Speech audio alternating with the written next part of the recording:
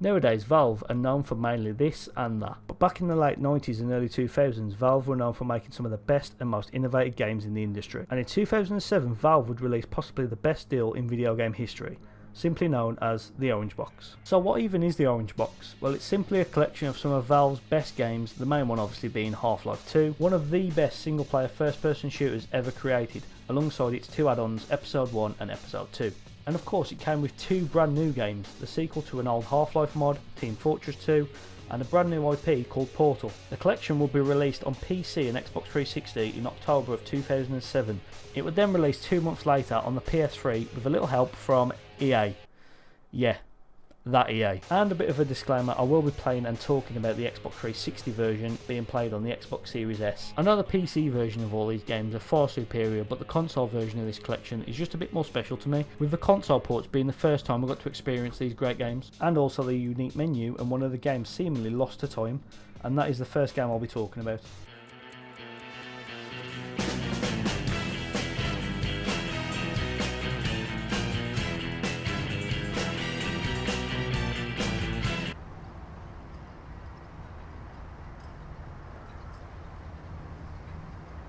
So yeah, Team Fortress 2 on console is completely dead, and it has been for a number of years, and from what I can tell from numerous videos on YouTube, the PC version isn't doing too well either.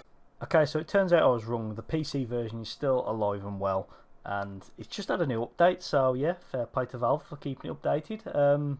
So yeah, I was wrong. I don't think the servers are down, but no one is playing whatsoever. I tried multiple times to find a game and even to host my own, but nothing. There isn't even a split screen mode included, which basically means this game is pretty unplayable, which is a bit ironic because you have to pay to gain access to this game, but the PC version is now free to play, which is still alive and well. So is there even any reason for you to click on the TF2 option? Not really. The only thing that's even remotely interesting is the developer commentary, and that's on most games except for Half-Life 2 in this collection. When you click on this option, the game will give you a couple of options to go through, certain stages and levels, and listen to these little audio cues about why and how the developers make things a certain way.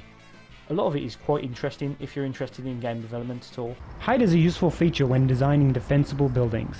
For instance, the Cap B building needs to be defended from all directions. The height and windows on all sides give defenders in this building an advantage when launching rockets and grenades from within. And in TF2 this also comes alongside little demonstrations with certain points that the developers talk about, so that is literally all you can do in this game on console. I can't really talk about gameplay or game mode because the game kind of doesn't exist anymore. So when you're buying this game on console, just remember you're buying 4 games, not 5. But even though TF2 is basically dead on console, it's still a cool bit of history, being able to go back to what the game used to look like, completely untouched 15 years ago. Just don't expect to actually play the fucking thing. At the Enrichment Center, we believe that a highly motivated test subject can carry out rather complex tasks while enduring the most intense pain. So in case you don't make it through the testing, goodbye.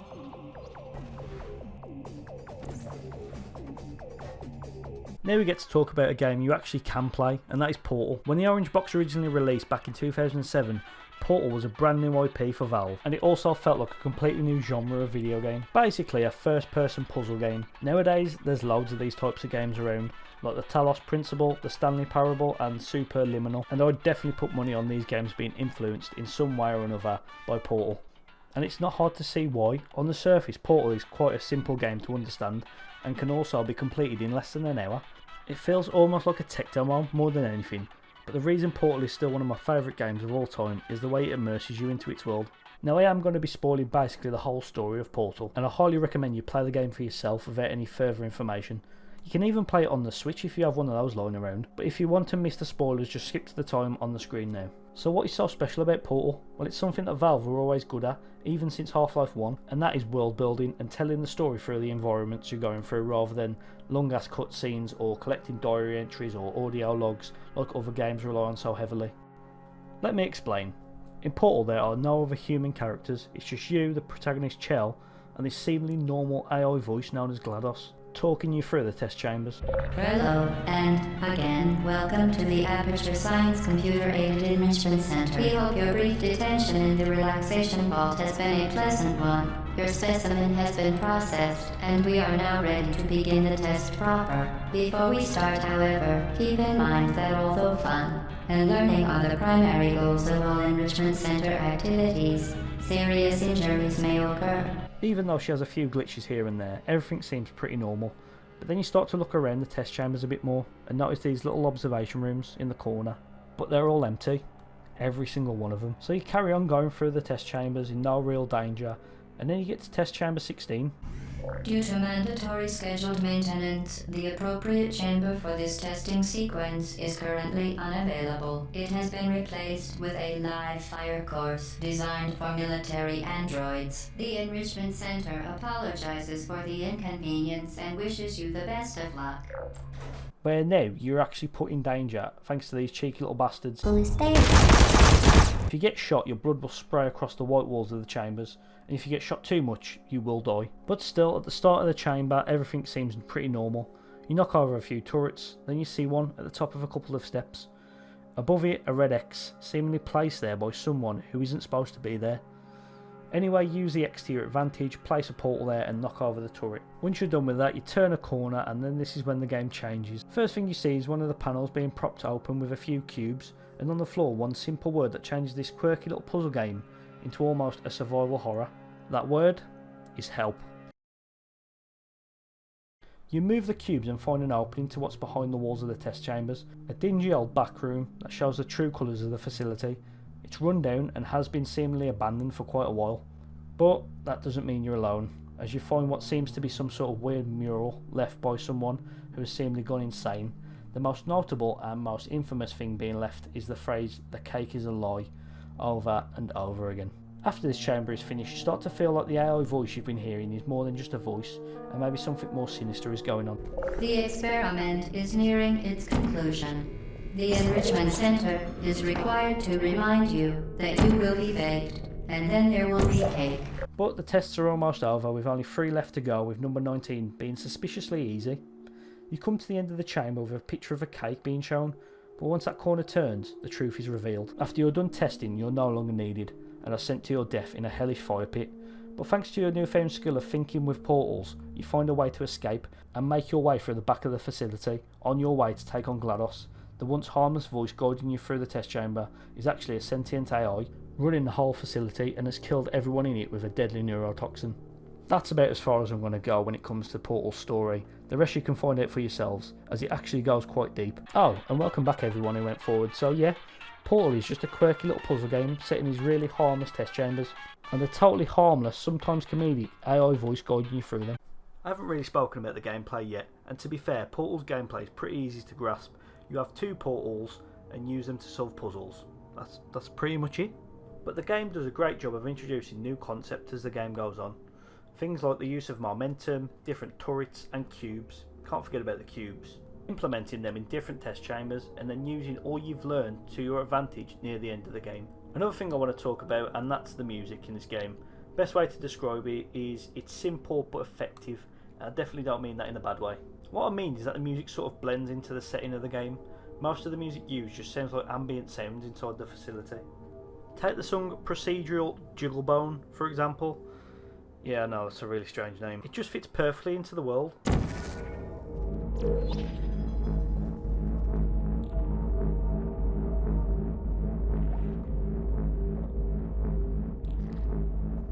And then songs like Self-Esteem Fund just take that atmosphere to a whole nother level. The gameplay you're seeing now is where the song started playing.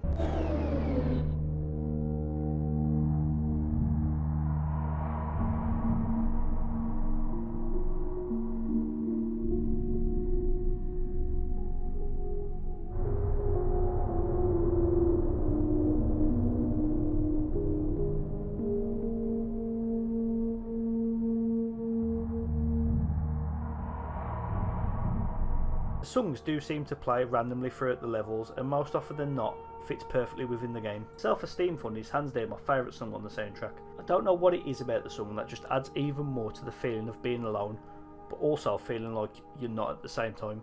But this song just captures it perfectly. So that's pretty much it for Portal. Honestly, it's quite short, and like I said before, almost feels like a bit of a tech demo. But the way it builds its world and story inside the sterile walls of Aperture Science is perfect, and I always like to go back now and again to experience this great game. And of course, once you've played through this one, you've always got its sequel, Portal 2, to go through as well. So, as you can probably tell, this is the end of the video.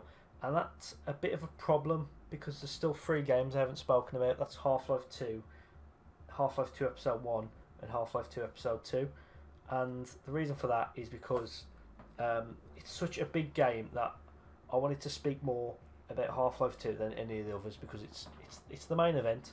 So I'm going to try and show you the script for Half-Life 2. Is this Portals? Yeah. So Portals is like it's quite long. It's quite long. See, it finishes about, I'm going to say 4 or 5 pages in. This is Half-Life 2 script. Behind the scenes, this is behind the scenes. And yeah, it keeps going. And do you want to know the funny thing is? I've not even finished. It's not even finished. So yeah, that's why I've decided to put this into part 2. Into 2 parts, I mean, sorry. Yeah, I'm trying to get it out by next week. The script's not going to take long. They're just going to record the gameplay. And then, to be honest with you, editing it has been the easiest part. So I will try and get that out by next weekend. So I hope you've enjoyed this video. I'm finally back. And yeah, I won't keep you waiting that long again. So thanks for watching. Thanks for waiting. And as always, I'll see you when I see you. So wake up, Mr. Freeman. Wake up and smell the ashes.